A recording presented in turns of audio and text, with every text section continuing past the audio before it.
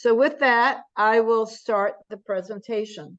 So today we're going to talk about factors influencing pollination in avocado. And there's, as you can see here, there's 4 different things to consider. We need to consider the female flower, obviously, the pollen and fruit set and timing and receptivity. And that is the topics that Anaki is going to cover today. Then we have the male flowers and pollen availability. I'll touch upon that today in my talk.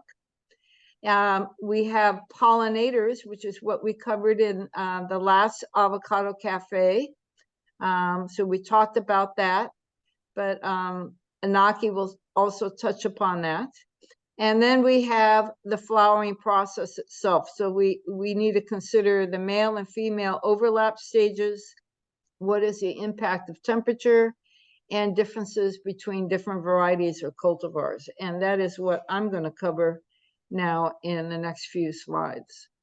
So I'm going to first give you a refresher on avocado flowering, and then I'll go over some data on how temperature influences a flower opening and potentially fruit set. So to review avocado flowering behavior, this is a picture of a diagram of a flower, avocado flower.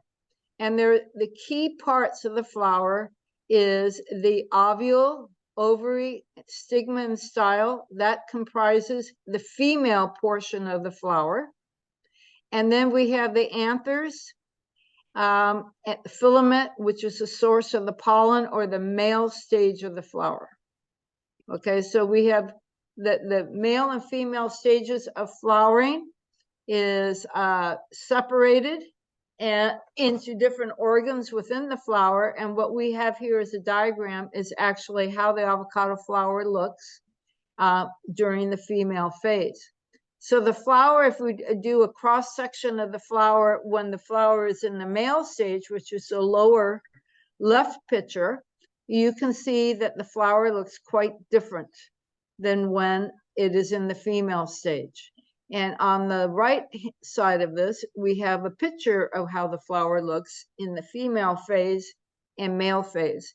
And it would be very useful for you as growers to actually go out into the field and learn how to recognize these different stages so that you can inform yourself of when your trees are in female and male stage. And it's quite different, as you can see here. The key thing is that in the female phase, the flower is flat open with just the female organs standing up in the middle of the flower, as compared to the male phase, where you can see that the stamens are now standing up surrounding the female organs of the flower. So Gadi Sham, for his PhD thesis many years ago, he further defined the different stages of the female and the male stages. And so that stage B2 is when the flower is receptive to have pollen land on the stigma, which is the top portion of the style here. Then the flower will close, as you can see here, and then the flower will stay closed for some period of time, depending on whether it's an A or B flower type. And then later on, the flower begins to open. And this is very important, the different stages of the male phase. So what you see here is that the male flower first opens, but we have flaps on the pollen sacs. And pollen is not to hiss until stages D2 and D3. And that is when the pollen is released. So it's very important, if you have a hand lens and you go out in the field and you look at the flowers, to look at whether those small flaps are open during flowering, because that is when the pollen is actually being released. And that's really the effective male phase of the flower. So just having the flowers open in the male phase with the stamens standing up is not sufficient. You need to look to see whether the pollen is actually being released. And you can tell the difference between a closed female flower and how the flower looks when it's closed after the male stage, because you can see that the closed female flower is round, whereas the closed male flower is elongated and narrow. So you can actually also learn how to recognize whether an individual flower has already opened both male and female and closed. So what happens what gives rise to the fruit?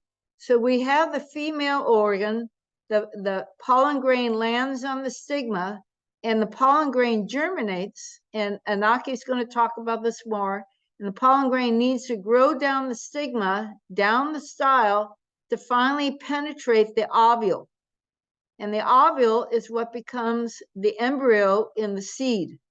So if you take a seed of the avocado and cut it open, you'll see in the middle of that is a very miniature little plant. And that is what becomes actually fertilized when the pollen grain grows down and causes fertilization. So there's many things that are happening when the flower is open and the pollen grains are landing on the stigma and germinating and growing down the style to the ovule to cause fertilization, to give rise to what we eventually see as the fruit we harvest. So we have two different flower types, A flower types and B flower types, and this is just a short list of varieties that fall into each of those groups. And the dogma has it, and this was first described about 100 years ago by Narodi and Stout, where you have the A flower type, and generally they flower in the morning, the flowers will close, and then the following afternoon, the flowers will open again as male. The B flower types will open up female in the afternoon, they close late in the evening, and then the following day, those flowers will open up again as female. So there is a timing difference between an A and a B flower type in terms of when they're female and when they're male. And so the idea here is that the A and B flower types are complementary to each other to cause cross-pollination, which leads to fertilization and fruit set. So you have the B flower types being male in the morning, providing pollen to the A flower types, which are female in the morning. And the reverse is true, that the A flower types are male in the afternoon, and they can donate pollen to the female phase of the B flower types. So we normally think, well, we're only really interested in the A flower types because Hass is an A flower type. But in up until the 1970s, our main variety in California, at least, was Fuerte, and Fuerte is a B flower type. And there is some discussion in the old California Avocado Society yearbooks, what would make a good pollinizer variety for the Fuerte. Now we talk about what makes a good pollinizer variety for the Hass, which is an A flower type. So what can donate pollen to the Hass in the morning to cause fertilization and fruit set? So there is overlap within the tree, which means that there is a crossover of having both the female phase flowers and the male phase flowers on the tree at the same time. So on the top of this picture, we have a female flower. So again, you can see the stigma is up here, going down to the style and the ovule. And you can also see that the stamens are laying flat on the tepals. On the bottom right is the male phase flower. And in this case, we do have some flaps open. So if you look at the inner whorl of the stamens, you can see these two little white lines here. Those are the flaps open and the pollen is being released. So this is a diagram from Gotti-Shan. So we have a type A and a type B. The blue bars are the female phase. The yellow bars is the unopened male phase, and the orange is when the flowers are open and the pollen is being dehisced or released. And so you can see that in a type B, there is the opportunity for overlap. So number one is cross-pollination. So that is when you have pollen moving from a type B to a type A. And that is called cross-pollination. Now, there's two forms of what people generally refer to in loose terms, self-pollination. We have close pollination, and close pollination is when you have the overlap, when you have female flowers and male flowers open at the same time on the tree. And so that is designated by number two. And then another form of pollination within the tree is called self-pollination. And this would be a case when actually you have the stigma is still receptive in the male phase. It's generally considered that the stigma is not receptive in the male phase, but that is probably influenced by environmental conditions, especially temperature and relative humidity. But you can get pollen then from the stamens when they're released going onto the stigma, and that can cause pollination and fertilization if the stigma and the style are still capable of allowing the pollen tubes to grow down to the ovule, and if the ovule is still viable. So in avocados, that is considered to be a rare event, but is poorly studied. So I want to then finish talking a little bit about the role of temperature. So some of the best work on looking at the influence of temperature on flowering and fruit set was done by Margaret Sedgley in Australia. And you can see that this was quite a while ago. But what she did is she kept past trees at 3 different temperature regimes and different day-night temperatures. So this is in Fahrenheit, but she had some that were at 91 degrees Fahrenheit, 82 degree night, 77 degree day, or 68 degree night, or 63 degree day and a 54 degree night. So in Celsius, the middle one, the moderate one, is 25 degrees Celsius and 20 degrees Celsius. I love you. For the low temperature. So what did she find? She found in these studies that at the low temperature, at 63 degrees high temperature, 54 degree low, flowering was prolonged from about 36 hours, which is what we normally think, to 72 hours. So the timing of the flowering doubled. And because you prolong the time for the flower to open and also to transition to the male phase. She found that you have the most overlap within the tree. So this is overlap between flowers on the tree occurred when you were at the moderate temperature, the 77, 68 combination. And she found that fertilization, the pollen tube reaching the ovule, occurred at all temperatures, but the lowest percentage was at the low temperature. Okay, and then if you look at embryo development, so you can have fertilization, but you actually have to have the embryo to develop to have the fruit. And so the embryo development occurred at all temperatures, but she had at the high temperature regime, all the fruitlets subside at the high temperature, and growth of the embryo was very slow at the low temperature. So this suggests that moderate temperatures are ideal for flowering and fruit set, at least for the house avocado. There's some more data in the older literature on low temperatures. Margaret Sedgley and Grant Thorpe in 1982 and Peterson back in 1956, they looked at bee flower types. And they concluded in those studies that the bee flower types appear to be more impacted by lower temperatures, but it varies greatly depending on the variety. And this is really an unstudied area that we probably should be looking at. If we believe that we need cross-pollination, pollen from other varieties, we need to be looking more at the flower phenology of the other flower types to understand which ones are the best for different environmental conditions. Gadi Sham summarized this work, and I'm going to show you some of this data on average, using average daily temperatures the day before flowering, and how it affected the opening of the different phases of the flower.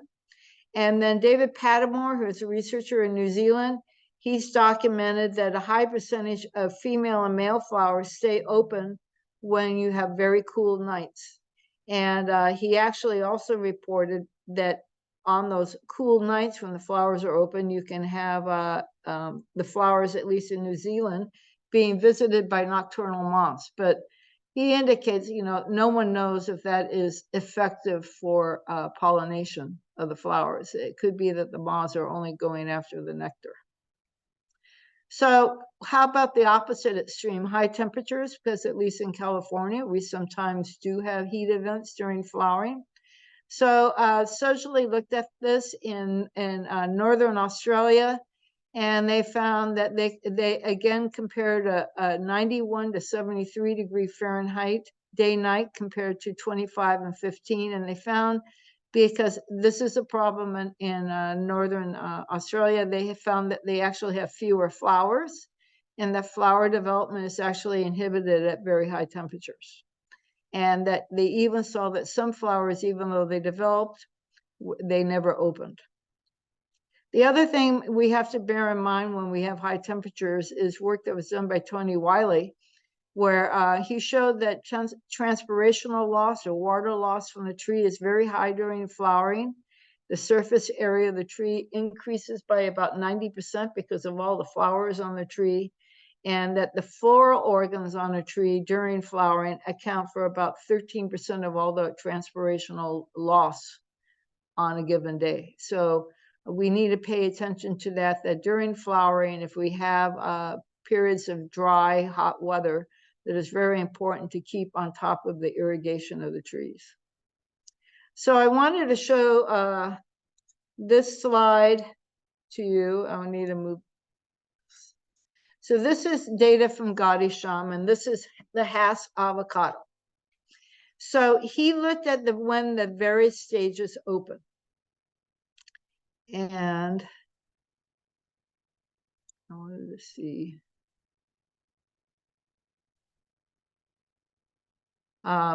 So we need to look at this when the female flower first begins to open, which is the black squares down at the bottom. So the first thing to notice on this is that depending on what the average daily temperature was the day before flowering, greatly influences what time of day those flowers will open the following day. So for instance, in this case, he is predicting that if the average daily temperature was 68 degrees Fahrenheit or 20 degrees Celsius, the flowers are going to open sometime between 6 and 7 o'clock in the morning. Whereas if the average daily temperature the day before was only 54 degrees Fahrenheit or 12 degrees Celsius, the flowers are not going to open until at least noon. Okay, so temperature is playing a very important role here in terms of when the flowers actually open. Now, the other important one to look at is these black triangles. The black triangles, that is when the flowers actually close.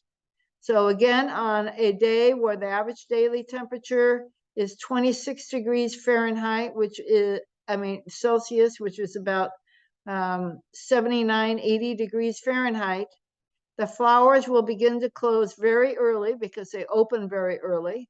And if it's a cool day, the opposite, at 20 degrees, they will close around 2 o'clock. And if it's a very cool day at 54 degrees, they're going to close somewhere around 3 o'clock in the afternoon. 5 o'clock in the afternoon. So everything is very delayed. So that's the female phase.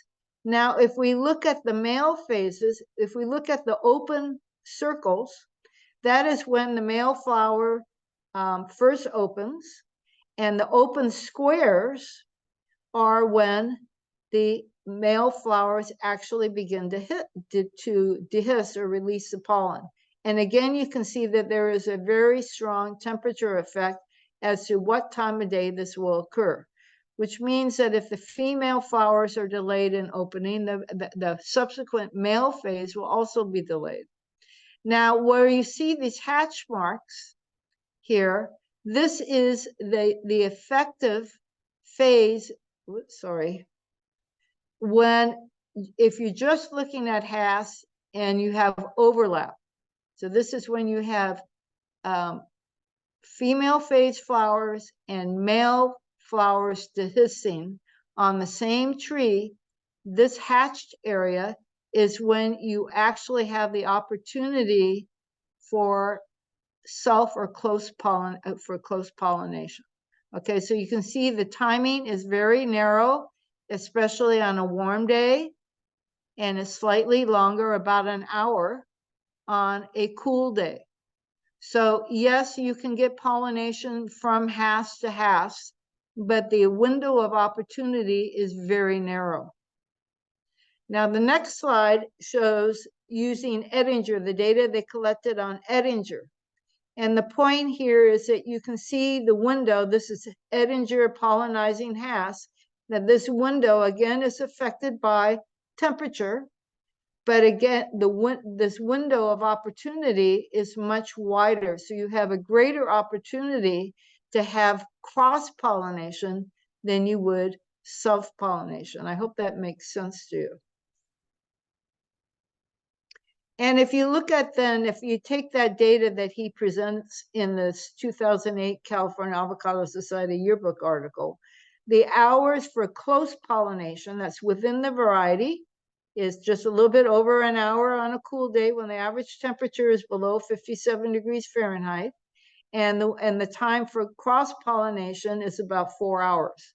On a warm day when the average temperature is above 68 degrees, you can see the opportunity for that close pollination is very low, and compared to the opportunity for almost nearly 7 hours to have cross-pollination. So this argues again for the idea that we need to have pollinizer varieties within the orchard, and also it demonstrates how temperature can influence the flowering dynamics of the tree.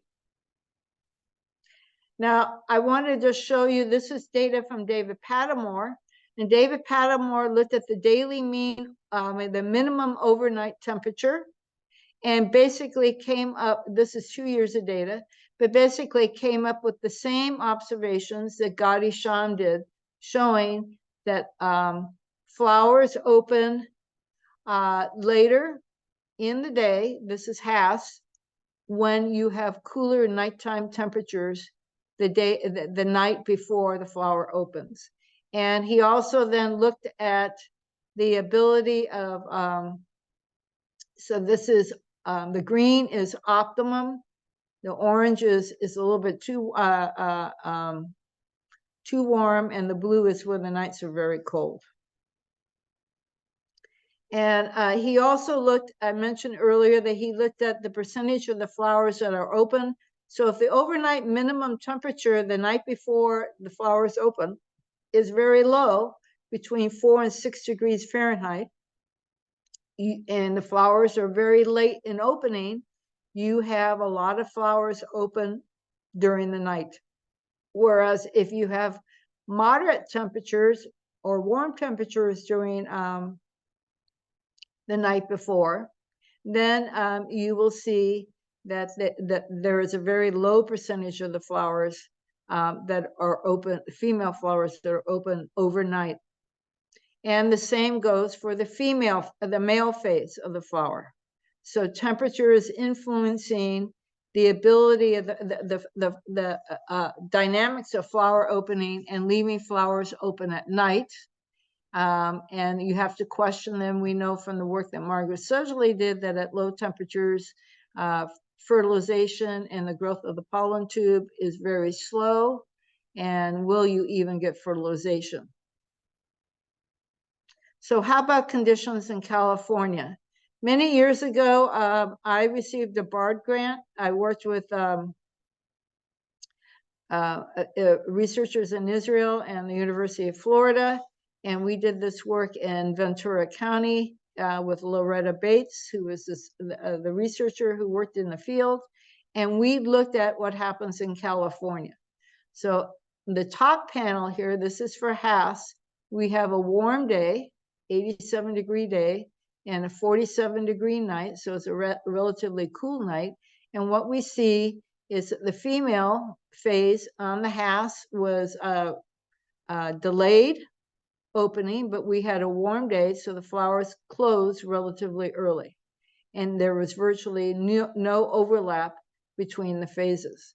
Now, on a cooler day, when we had a 68-degree day and a 43-degree night, you can see then that the female phase is even further delayed. We did not see female flowers until about 1 o'clock in the afternoon.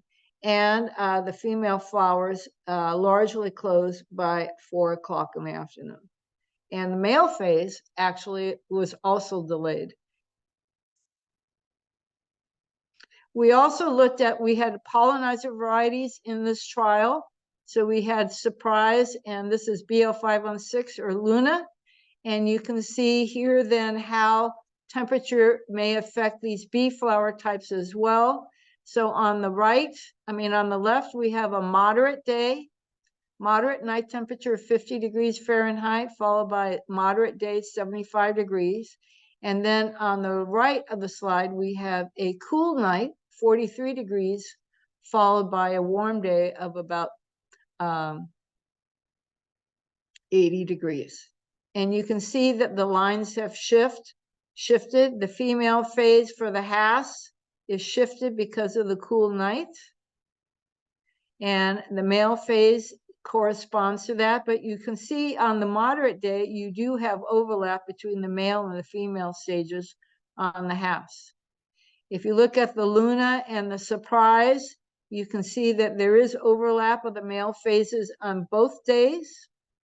On the moderate day, but there is not great overlap between the two bee flower types and the female stages of Hass, except for a little bit here. So temperature is the idea here is that temperature will influence the interaction also between our pollinizer varieties for Hass. And that's something that is not well understood.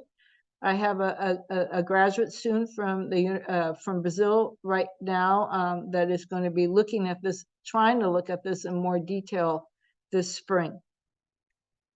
So based on the work that Loretta did, we were able to develop a model that looks at pre-dawn minimum and when the flowers were open. And so using this model, if you have a pre-dawn minimum of 40 degrees Fahrenheit, it would predict that the female flowers will open approximately a little bit after 1 o'clock in the afternoon.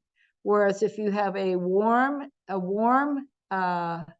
pre-dawn minimum, 70 degrees Fahrenheit, the flowers were open around 7 o'clock in the morning. So again, this is emphasizing that in 3 different places, looking at slightly different ways of looking at temperature the day before the flower opens, in Israel, New Zealand, and California, you can see that the impact of temperature is very strong on flower opening. So what about how that translates to reality in California? So I took some data from the simulation in Camarillo. And I used Camarillo because I wanted to look at the 2023 data, and I will show you that in a few slides. But what we have here is the red line is the maximum temperature, and the blue line is the minimum temperature in Camarillo in 2021, going from mid-March, to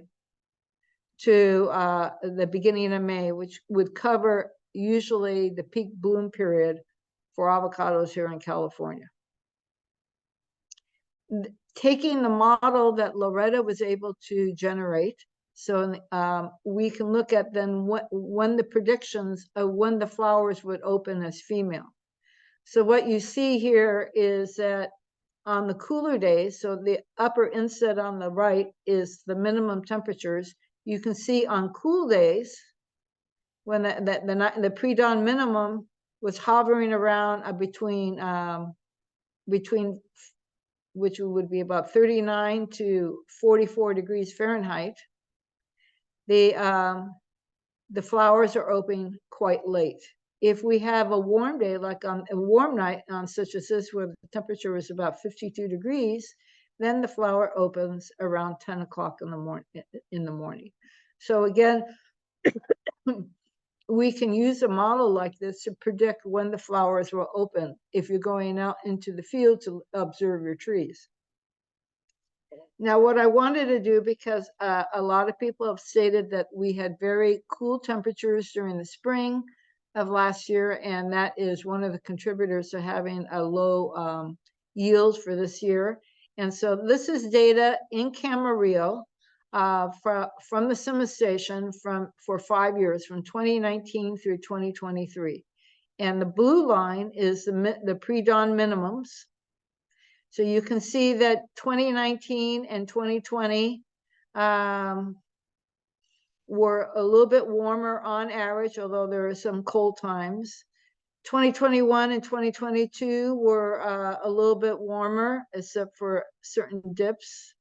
And then here is 2023, where we have a prolonged period of time where the minimum temperature was quite low, below 45 degrees in the morning. You can see here there's approximately a 2.5 week window where we had very low pre-dawn minimums.